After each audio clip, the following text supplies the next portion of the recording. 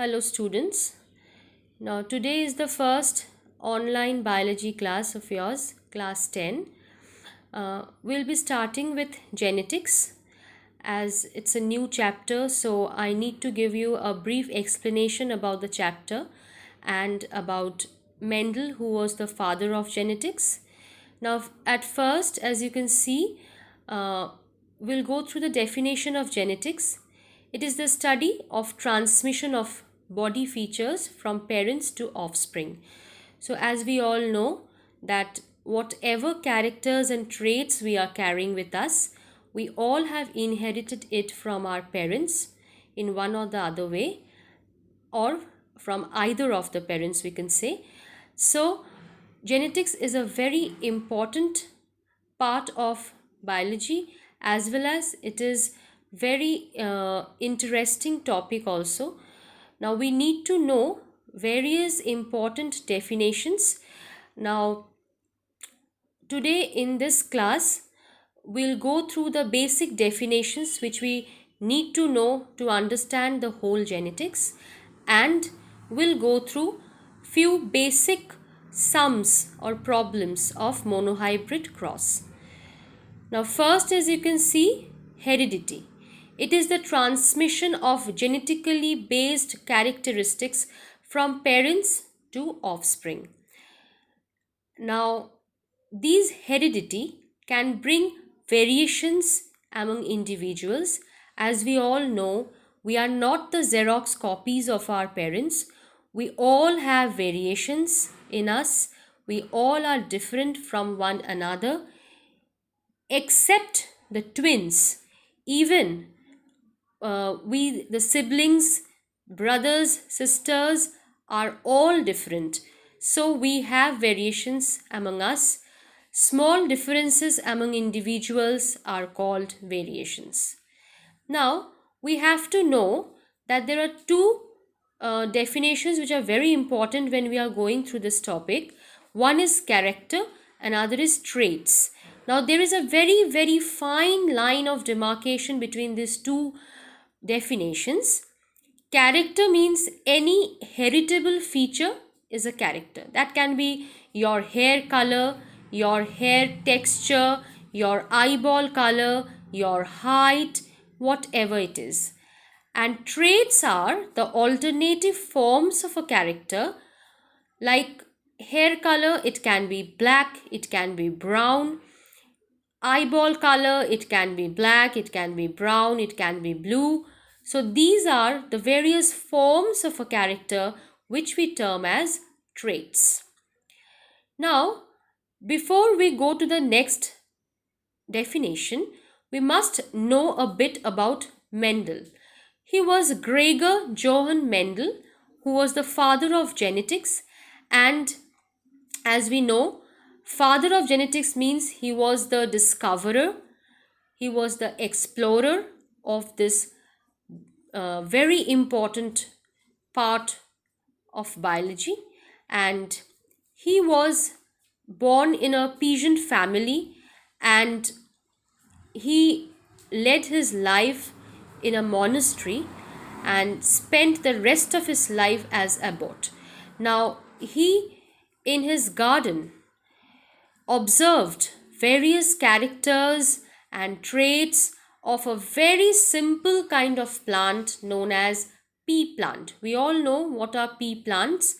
Now, pea plants are very simple kind of plants for the study of genetics, and he discovered from the various characters and traits of genetics from the pea plant that there might be any factor which is working for this, which is the main principal factor for the various kinds of flower color, pod shape, pod color of the pea plant. So for the various characters and traits of a pea plant, the factors which are responsible, he tried to find out about those factors.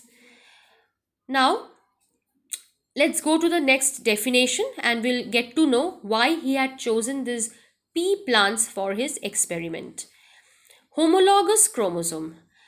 I hope you all know what are chromosomes. Chromosomes are the basic units of heredity which are present within the nucleus of a cell. Now, a pair of corresponding chromosomes of the same shape and size, one from each parent. They are known as homologous chromosomes. Now, a very important part of genetics is genes. Now, these genes are the specific parts of a chromosome which determine the hereditary characteristics. We all have heard about genes, we all have heard about DNA. So, at least we know a bit that genes are the responsible factors which determine the hereditary characteristics, as well as it helps to inherit the characters and traits from our parents. Next, we need to know alleles. These are the alternative forms of a gene occupying the same position on homologous chromosomes and affecting same characteristic but in different ways. Now, homologous chromosomes we have just read about, and so we know those are the same looking chromosomes in the same position and same size, and they are being derived from both of our parents. So, alternative forms of a gene occupying the same position on the homologous chromosomes, that means when we are talking about a particular character with two different traits, that is describing what an allele is. Now, for solving the problems on genetics, we need to know two definitions. One is of genotype and the other is of phenotype. The set of genes present in the cells of an organism is known as genotype, and phenotype is the observable characteristic which is genetically controlled. That means the characteristics which we can observe from outside of an organism, and the genes which are responsible, or the group of genes which are responsible for those phenotypes, are known as genotypes. So these are the definitions which you need to know and which you must learn. Now, why Mendel had selected garden pea for his experiment, in very brief and in very short form, I have written 3 points. Many varieties in alternative forms are present. Varieties are in pure forms that can be bred with each other, and it could be cross-pollinated artificially, because we know that self-pollination is only possible naturally. But if you are doing artificially, then cross-pollination is possible, and garden pea plants can be cross-pollinated very easily. So these are the 3 basic points why he had chosen this pea plant for his experiments.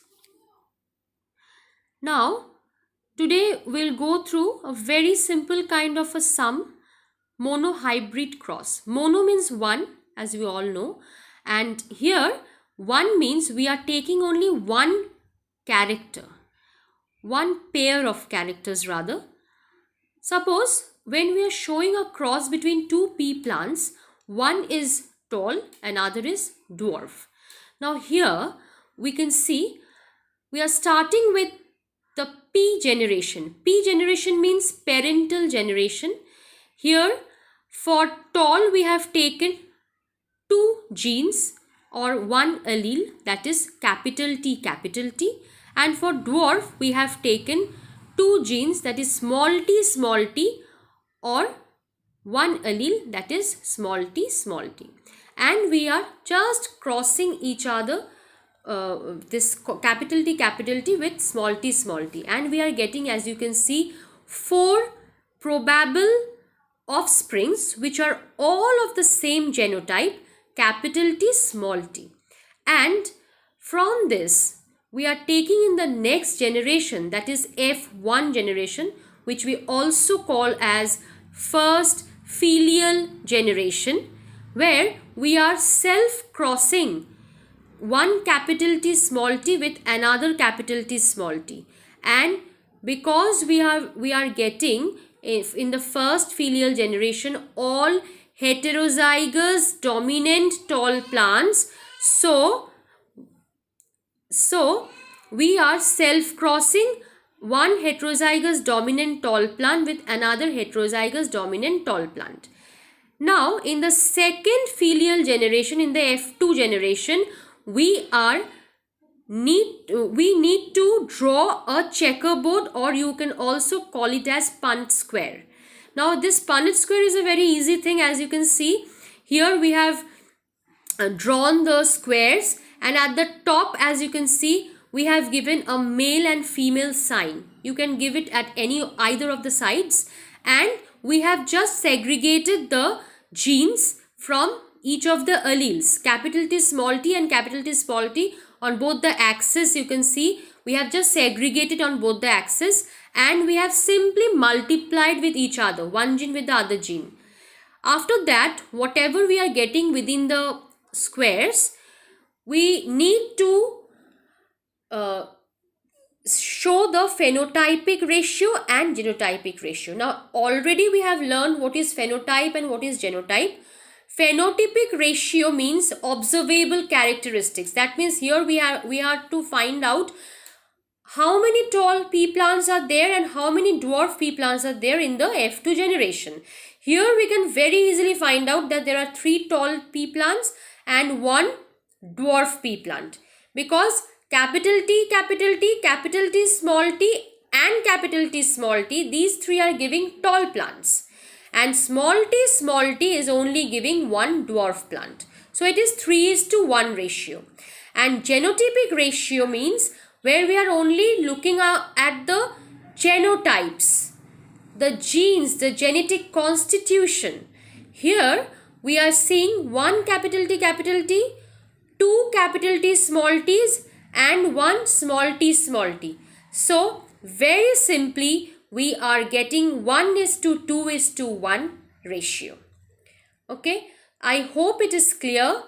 Please go through your textbook. It's also given in your textbook in one or the other way. If you find any difficulty, you can come up in the comment section with that. And it's a request to all present class 10 students. Please, in the comment section, try to give me the number of topics which I have already completed in your class 9. Thank you.